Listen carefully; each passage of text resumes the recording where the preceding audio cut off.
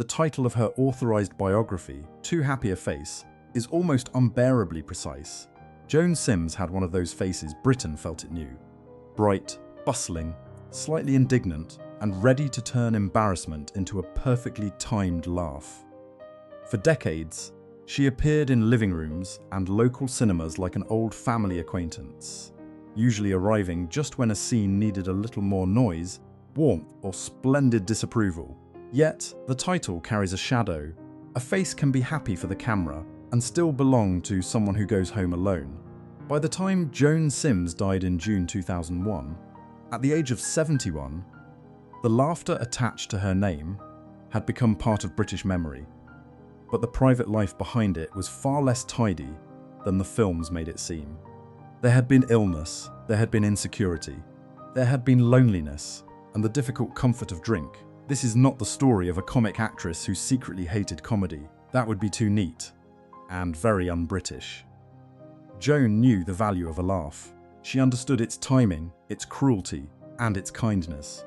In the Carry On films, she could play outrage as if it were a national sport, and affection as if she were trying not to admit it. She was funny because she was recognizable, but recognizable is not the same as known. Britain laughed with Joan Sims in 24 Carry On films, watched her beside Sid James, Kenneth Williams, Hattie Jacques, and Barbara Windsor, and folded her into the furniture of popular culture. Still, behind that familiar face was a woman who often seemed harder to place than any character she played. So the question is not whether Joan Sims was loved. She was.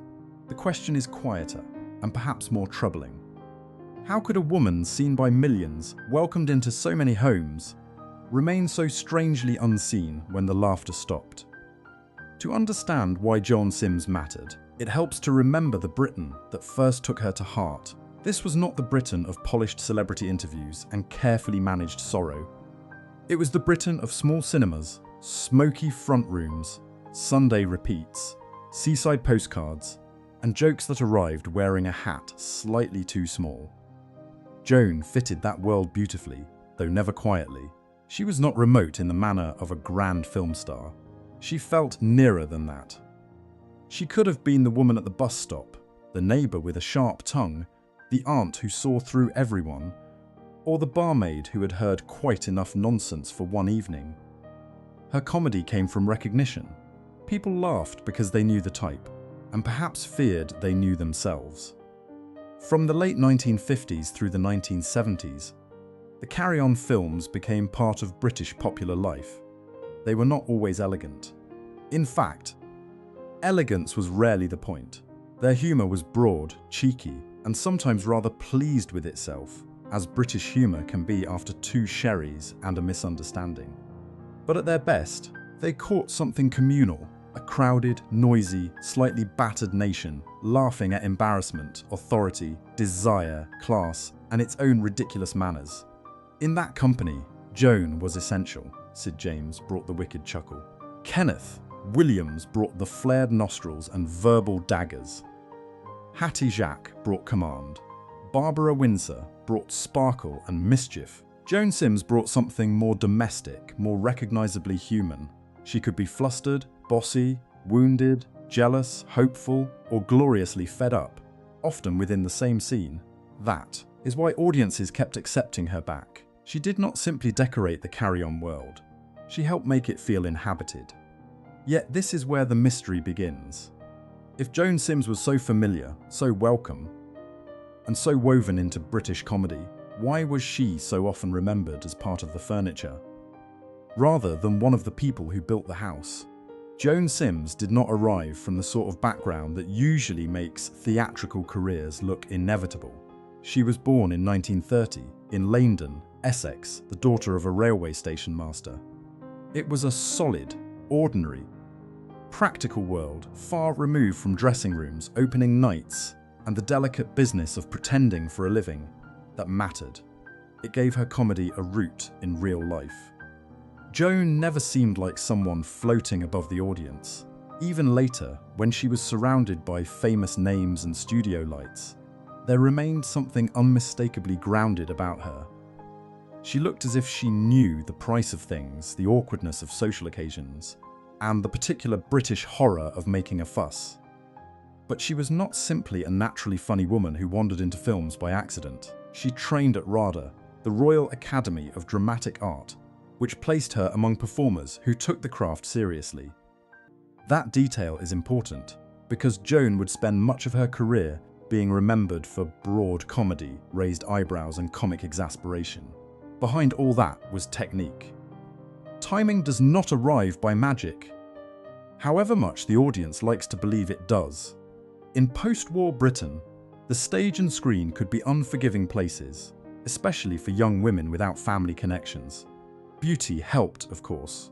So did charm, but longevity required something tougher, the ability to be useful, adaptable, and reliable when fashions changed and parts were not generous. Joan had that. Still, there was a quiet irony waiting for her. The training that might have led to classical respectability helped make her brilliant in films, often dismissed as cheap, noisy, and rather improper. She had learnt the discipline of acting, then became beloved in a world where discipline had to look like chaos. That tension would follow her for decades. Did Carry On give Joan Sims the stage she needed? Or did it give Britain one version of her and ask her to keep playing it forever? By 1959, with Carry On Nurse, Joan Sims had stepped into the peculiar machine that would define much of her public life. The Carry On films were fast, crowded, inexpensive, and proudly ridiculous. They did not invite the audience to admire good taste. They invited them to misbehave, preferably while pretending not to. Joan understood that world almost immediately. She knew how to enter a scene without stealing it too crudely, and how to leave it with the audience still remembering her expression. In a series packed with loud characters, that was no small achievement. A lesser performer might have vanished between Kenneth Williams' verbal fireworks and Sid James' wicked chuckle. Joan held her ground by seeming entirely real. Throughout the 1960s and 1970s, she became one of the most familiar female faces in the Carry On company. She could play indignation, flirtation, suspicion, embarrassment, and injured pride with remarkable speed. She made fussiness funny, but she also made it human. Her characters were often absurd, yet they rarely felt empty. Somewhere beneath the shouting, there was usually a woman trying to be noticed, respected, loved, or simply left in peace. That was Joan's quiet gift. She turns her supporting parts into memories, a glance, a pause, a sudden burst of outrage. These were small weapons, but she used them expertly. The films might have been built on innuendo and farce, but she brought rhythm and texture. She helped stop the nonsense from becoming merely mechanical. The company around her became a kind of chaotic national repertory troupe. Sid James, Kenneth Williams, Hattie Jacques, Kenneth Connor, Charles Hawtrey, Barbara Windsor, and Joan Sims formed a comic world that felt both theatrical and oddly domestic. Audiences knew the faces before the plots had even begun. And yet, as the laughter grew, so did a strange imbalance. Joan was everywhere, dependable and loved, but was she truly seen as a star, or only as the familiar woman who made everyone else's jokes land better? Fame in British comedy has often had a curious arrangement with money. It may put your face on cinema posters, send strangers smiling towards you in the street, and still leave you wondering whether anyone in the office has confused gratitude with a proper fee. The Carry On films were popular, but they were also made quickly, tightly, and with a producer's firm hand on the purse. For Joan Sims, this created one of the quiet contradictions of her career. She was widely recognised, genuinely loved, and repeatedly employed. Yet recognition was not the same as power. The Carry On company made stars feel close to the public, almost family. But families, as Britain knows, are not always generous with the housekeeping. By the late 1970s, the old formula had begun to tire. Carry On Emmanuel, released in 1978, arrived in a different Britain from the one that had embraced Carry On Nurse in 1959. The innuendo was no longer quite so daring. The world had become franker. Television had become sharper. and younger audiences were not always waiting patiently for the old gang to raise another eyebrow. Joan was still there, doing the work, that is telling. She had the professional instinct of someone who turned up, learnt the lines, found the joke, and gave the scene what it needed. But the machine around her was changing. A series that had once felt cheeky and alive increasingly looked like a postcard from a holiday resort that had seen better weather. This was not failure, exactly. It was something more ordinary and perhaps more painful. Time moving on. Joan Sims had helped make Carry On part of British culture, but that culture did not always know how to reward the people who made it. The laughter remained, but the security behind it was thinner than many viewers imagined. And there, beneath the jokes, lay the harsher question. Had Carry On given Joan everything, or had it given Britain a smile it never wanted her to remove? The private life of Joan Sims should not be handled like a drawer to be pulled open for entertainment. She was a public figure, but not public property. Still, the shape of her life away from the camera matters, because it tells us something about the cost of being beloved in one narrow role, while remaining complicated, vulnerable, and stubbornly human. Joan never married. In another kind of story, that fact would be treated as a mystery to solve, as if every woman's life must be explained by the absence of a husband. But Joan lived through decades when the expectations placed on women, especially women in entertainment, were often narrow and unforgiving. A woman could be adored on screen, yet still be measured by youth, beauty, availability, and domestic success. There were relationships, and there were disappointments. One often repeated detail is that Kenneth Williams, her brilliant and deeply complex Carry On colleague, once suggested a marriage of convenience. Joan declined. It is a strange little episode, almost comic on the surface, but rather sad beneath it. Two performers who made Britain laugh were also navigating private loneliness in a world that gave them few simple places to stand. Joan's refusal should not be read as a punchline. It suggests a woman who understood that companionship, if built on evasion, might become another kind of solitude. She could be warm, sharp, affectionate, and difficult. She could want closeness, yet resist any arrangement that felt false. That is not a scandal, that is simply human. By the 1960s and 1970s, while Joan's screen persona grew louder and more familiar, her own life remained guarded. The public saw the indignation, the flirtation, the comic panic. They did not necessarily see the woman who carried insecurity behind it. Perhaps the question is not why Joan Sims was alone. Perhaps it is why a woman so visible was allowed to be understood so narrowly. After the height of Carry On, Joan Sims did not disappear. That would be a convenient story, but not an accurate one. She kept working, which is often the less romantic, more revealing truth about actors. There were television roles, stage appearances, and familiar turns in programs such as Till Death Us Do Part, On the Up, and As Time Goes By.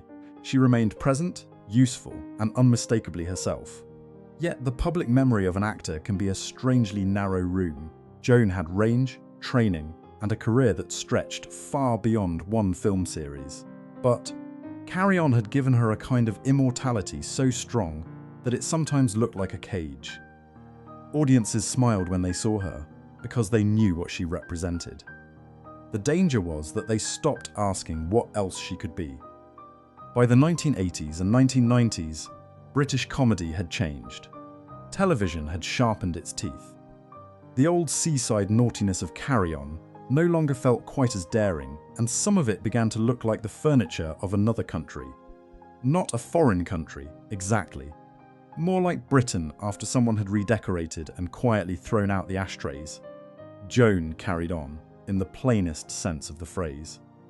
She worked when the grand spotlight had shifted elsewhere. She appeared, adjusted, survived. That kind of endurance is rarely as celebrated as a sudden triumph. But it is often harder. It requires an actor to live with being remembered intensely, but not always completely. In 2000, she published her autobiography, High Spirits. The title sounds cheerful, almost defiant, but it also carries a trace of irony when set beside what followed. By then, Joan was not forgotten, she was loved. But love can be oddly selective. Perhaps the deeper sadness was not that Joan Sims vanished from British memory. She did not. It was that Britain remembered her so vividly, and still may not have seen the whole woman. Joan Sims died on 27 June 2001 at the age of 70. For many viewers, the news felt like the closing of another door in the old carry-on corridor. One by one, the faces that had filled British comedy with shrieks, smirks, raised eyebrows, and impossible misunderstandings were leaving the stage. It was tempting to say an era had ended. In truth, it had been ending for years. Her final years were not easy. Accounts of her life have spoken of illness, depression, loneliness, and drinking. But those words should be handled gently. They do not reduce her. They remind us that a person can be funny without being light, sociable without being secure, and famous without being protected from ordinary pain. That is why Joan Sims deserves more than a sentimental farewell. She was not merely the woman who popped up in carry-on films and made the scene louder. She was a trained actress with instinct, discipline, and a rare understanding of comic embarrassment. She knew how people behave when they are flustered, proud, desirous, offended, or trying very hard not to be ridiculous, which in Britain covers a surprising amount of social life. Her gift was not grandness. It was familiarity. She made supporting characters feel lived in. She gave farce a pulse. She allowed audiences to laugh at themselves without quite admitting that was what they were doing. There is a special kindness in that, even when the joke is cheeky enough to make the curtains blush. Today, when the carry-on films return to television, Joan returns with them. A look, a pause, a little explosion of indignation. She is still there, not as a footnote, but as one of the people who made that comic world breathe. If you remember a favourite Joan Sims moment, leave it in the comments, not as nostalgia alone, but as a small act of keeping her properly seen. Britain laughed with her. Now it is worth remembering the woman behind the laugh.